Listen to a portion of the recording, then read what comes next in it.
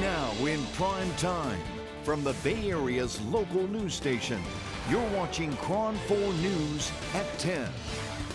Now at 10, the Warriors' quest for another NBA championship continues after they closed out the Nuggets tonight at Chase Center and advanced to the Western Conference semifinals. Good evening. Welcome to KRON4 News at 10. I'm Ken Wayne. I'm Pam Moore. The final buzzer just happened a matter of minutes ago. KRON4 Sports Director Jason Dumas live at Chase Center tonight. He was the lucky one.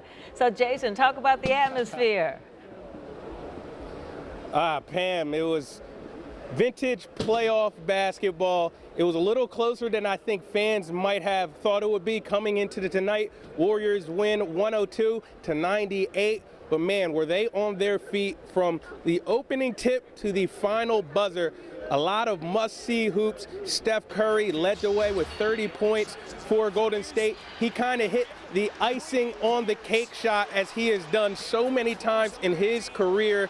And get this, with this win, Steph Curry, Draymond Green, and Klay Thompson, they are now 20-4 in playoff series in their career. That is the highest win percentage in the postseason in NBA history. So we are seeing history, but they are not done yet. They are not satisfied. On to round two. They will play the winner of Memphis versus Minnesota. They will play a game 6 on Friday, those two teams. And if Minnesota loses and Memphis wins, then Golden State will go on to Memphis, and that game will be on Sunday. But a lot of things have to happen. It's a waiting game. But for now, I know they're going to enjoy this win. They're in the locker room right now. Fans are filing out, and we will have much more later in the show. We'll hear from Steph Curry. We'll hear from Steve Kerr. We'll hear from the gang. We'll have more live reports. We also have a live report from Oracle Park just down the street, so we have you covered later in the hour. But for now, the Warriors are moving on to round two. They will play either Memphis or Minnesota next week. Reporting from Oracle, I'm Jason Dumas, KRON4. Chase, but close. You're just down the street from Oracle. Jason, real quick, Exactly. I know it's a long night, and we're looking ahead here, and I don't want to get too deep into this, but how are you feeling about Memphis or Minnesota? Because it seems like Memphis has given the Warriors a hard time this season.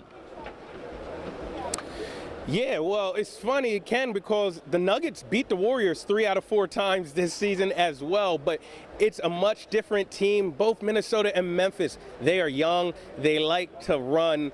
Denver is a little more methodical, half-court offense, but these other teams, they're young and feisty. They're going to run up and down the court, so I think the Warriors might utilize Jonathan Kuminga a little more, their rookie, but it'll be fun for sure. And the Warriors don't like to admit this, but they kind of have a rivalry with Memphis brewing. Memphis, remember, last year ended Golden State's season, and I think secretly, more than they'd like to let on, Golden State wants to return the favor. So I think they'll secretly be rooting for Memphis. And like I said, Memphis, Minnesota on Friday. If Memphis wins, Golden State packs their bag and heads to Tennessee for a game on Sunday. So we'll have to wait and watch it play out. All right, Jason Dumas reporting live. We'll see you later in this newscast.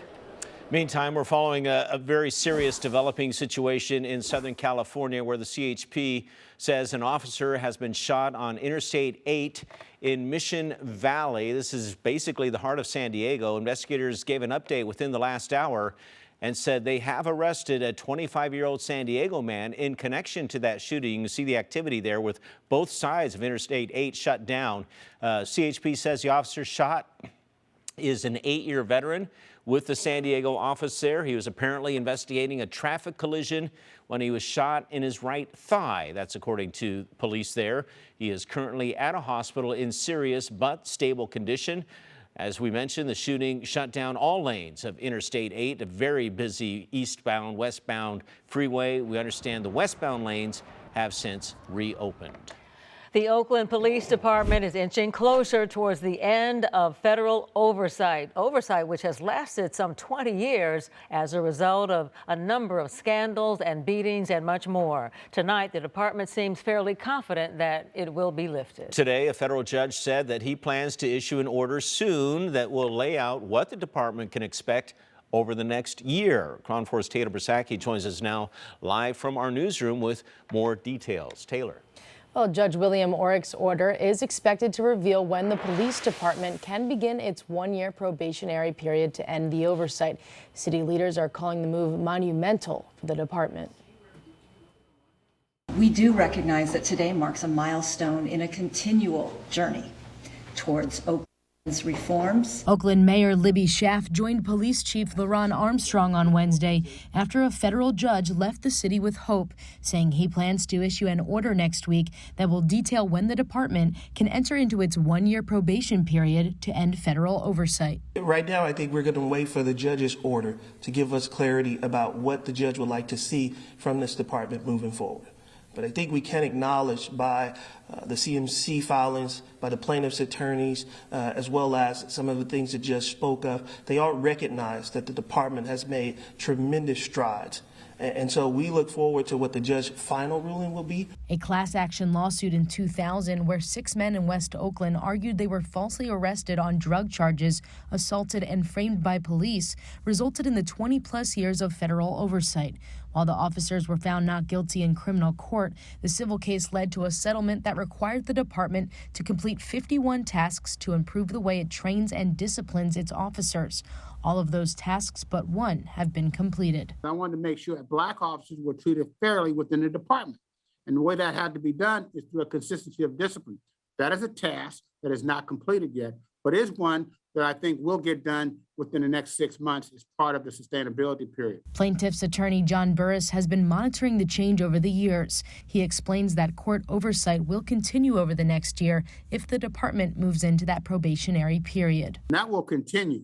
It's just at a reduced investment of time, whereas before he did it almost semi-weekly or monthly.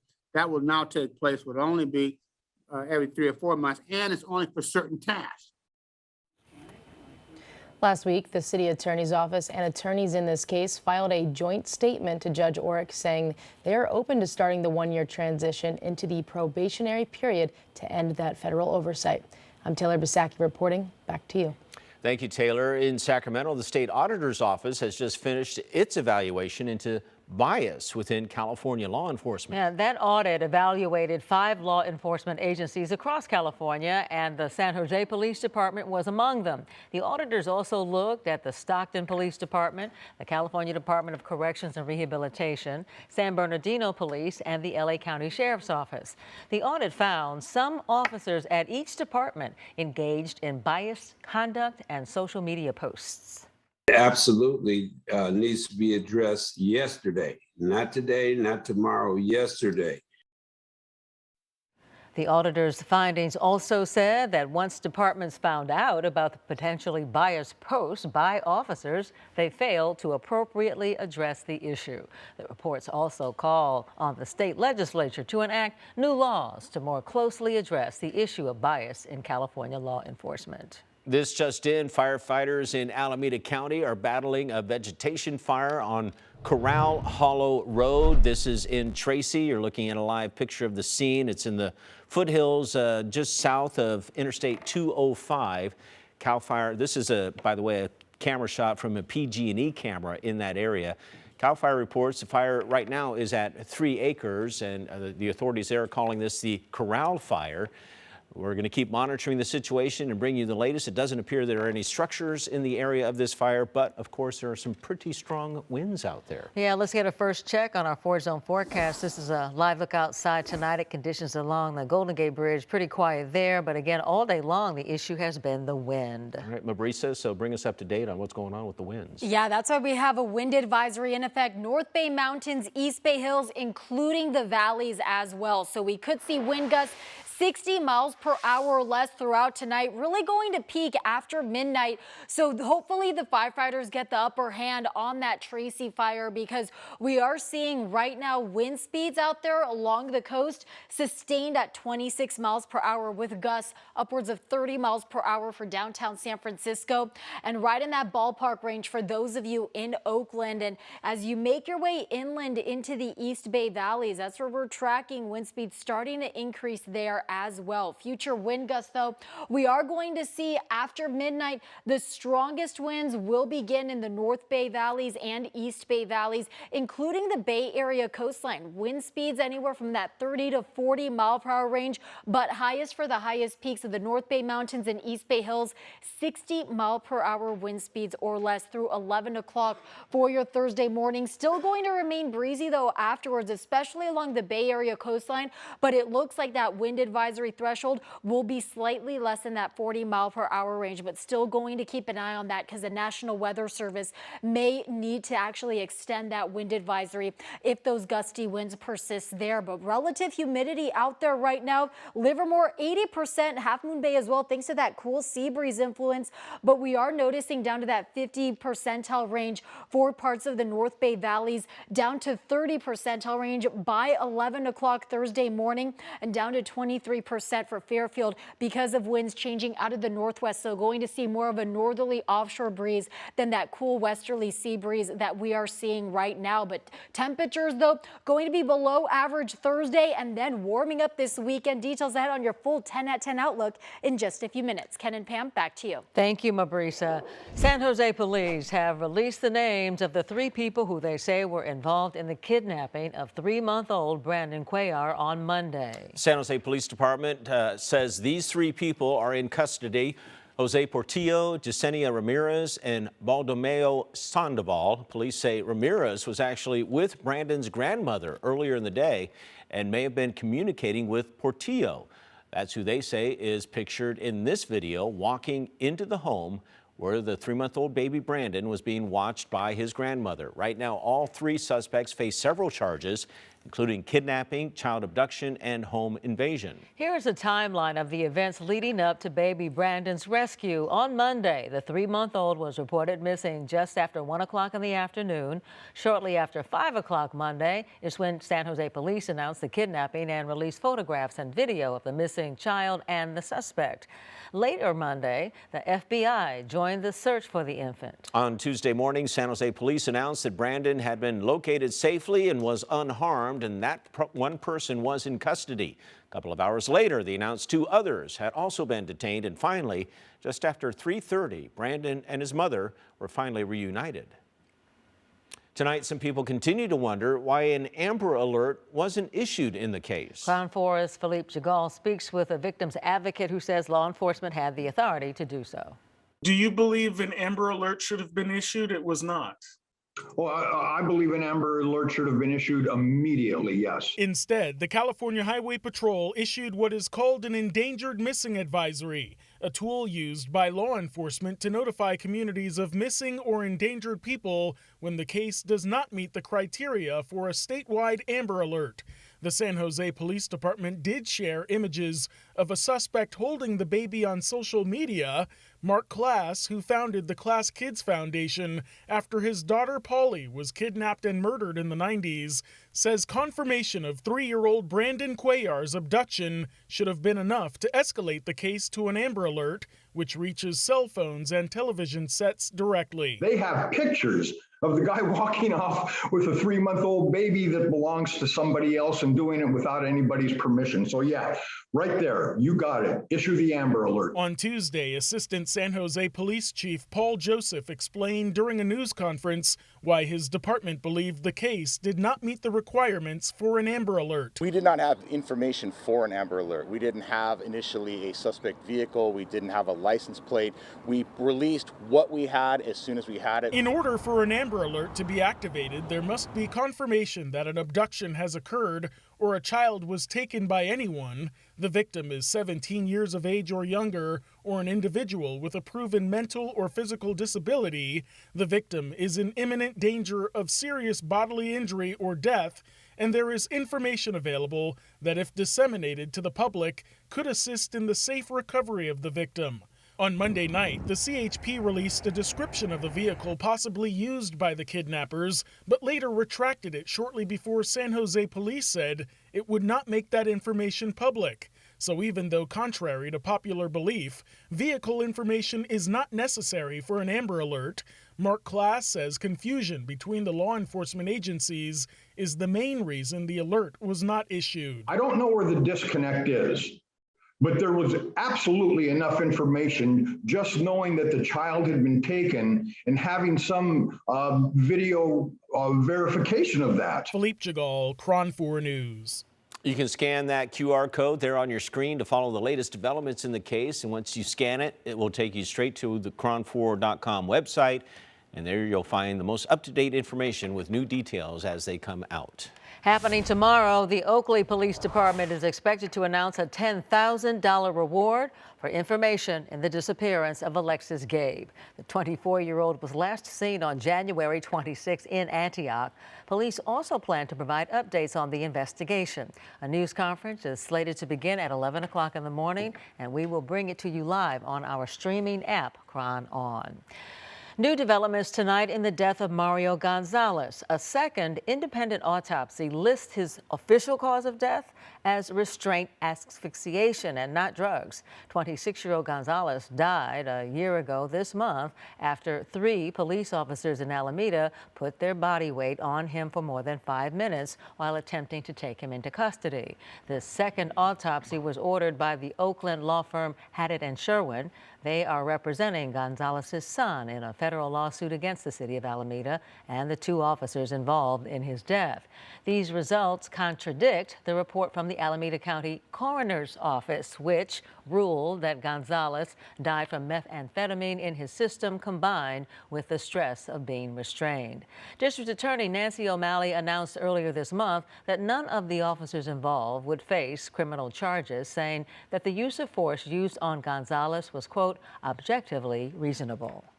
We are following a troubling story out of Contra Costa County tonight. A victim of child sexual abuse says her church failed to prevent her abuse by hiring the man who would become her alleged abuser.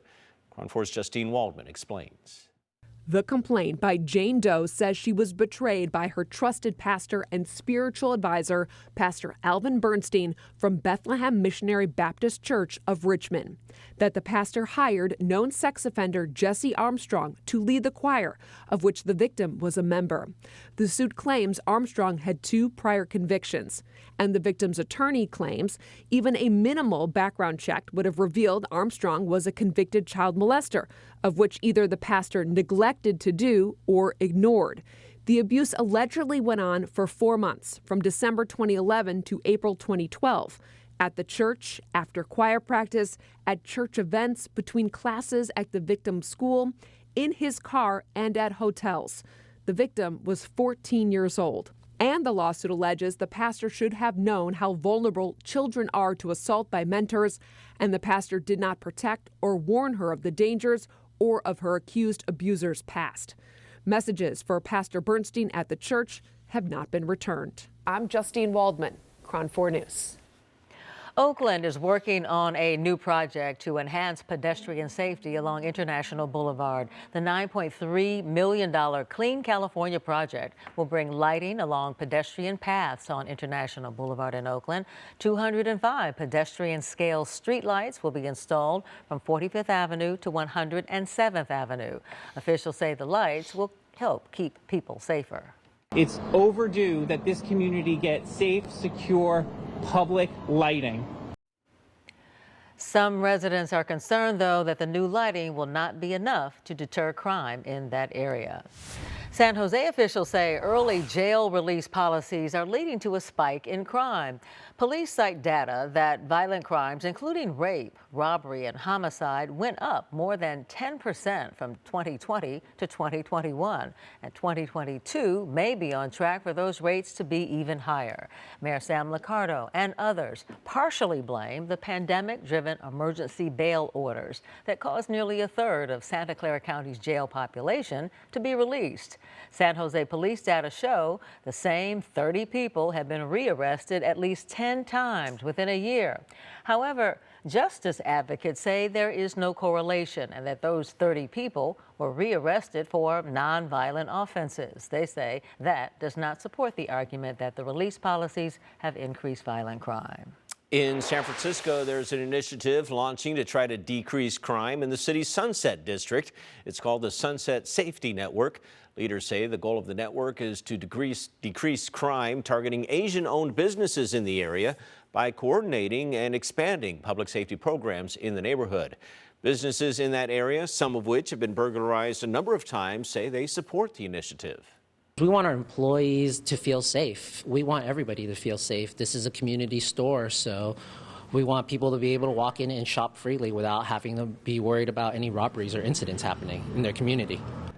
The network is part of 5 new public safety programs for the Sunset, including an elderly senior escort service and free installation of Ring cameras for senior homeowners. The owners of an Oakland business are asking the community for help after being broken into on 3 separate occasions recently. They say they're concerned for the safety of their employees. It's happening at the Got Juice shop in Oakland off MacArthur Boulevard. KRON4's Teresa Estacio has the story. Current video of the outside of it with the boarding up. That's a voice of Brendan McCoy showing us the latest damage done to Got Juice, a local hangout opened by McCoy and his high school friend Terrell. This is not the first, but the 3rd time their shop has been broken into in the last year. We're in Oakland natives. We went to Oakland schools. We're products of this place. So we don't want to believe that it's coming from within the community, because we know so many people and so many supporters. So it's bewildering because you don't know where it's coming from. McCoy says that after the first break-in, they beefed up security. After the second time, they put in a reinforced door. So I guess they tried multiple times to get in. And when that didn't work, through the window. And they climbed through the window and there was blood. We have young women working there, young men. And my concern for them outside of me is their safety, because they're opening and closing.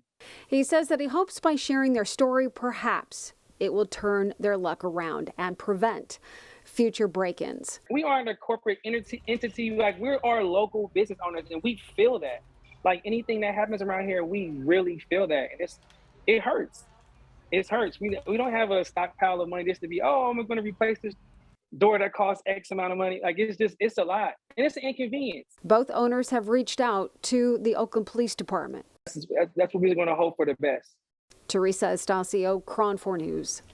Still ahead tonight at 10, more on the windy weather, serving as a reminder of the fire risk around the Bay Area, how officials around the Bay Area are taking action now. Then the key issue facing the city of San Jose ahead of the upcoming mayoral election, and how they're working to try to fix it as the candidates go head-to-head tonight at the SAP Center.